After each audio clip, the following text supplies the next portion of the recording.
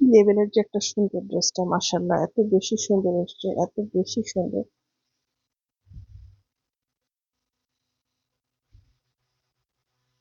আচ্ছা, এটা যেটা দেখলাম এটা সালোয়ারের কাপড়টা। সালোয়ারের কাপড়টা থেকে আমরা ফ্রন্টে ব্যাকে আমরা জয়েন দিতে পারি। হ্যাঁ, যারা একটু বহর বেশি করবে তারা একটু জয়েন ক্রিয়েট করতে পারে।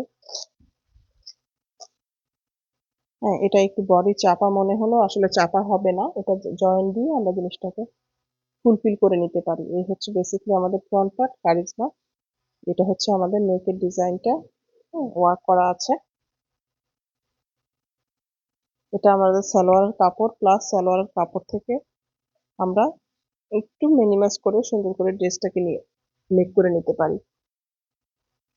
প্যাচেজ আছে, অনেকগুলো প্যাচেজ থাকবে, আমি দেখাচ্ছি বলছি।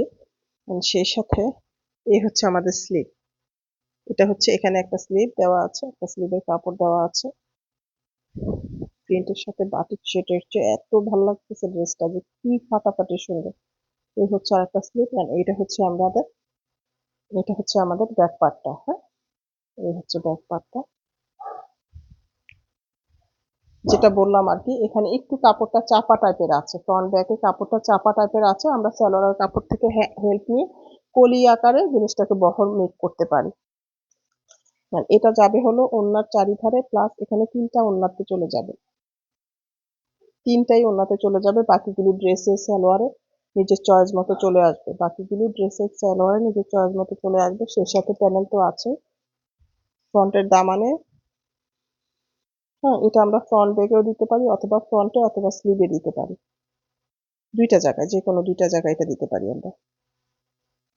আসলে মেকিংটা সম্পূর্ণ নিজের উপরে, আমি আর কিছু বলবো না। প্যাচেস গুলো যার যেভাবে ভালো লাগে, যেভাবে ইচ্ছা সেট করে নিবে। দোপাট্টা কি থাকছে, দোপাট্টা শিফনের উপরে থাকছে, এবং দোপাট্টার চারধারে ডেফিনেটলি প্যানেল বসে যাবে। হুম, এই হচ্ছে আঁচলটা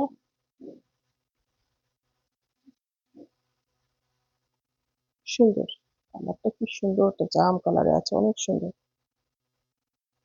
যখন ওনাতে এটা বসাবো অসম্ভব সুন্দর হবে, অসম্ভব সুন্দর হবে।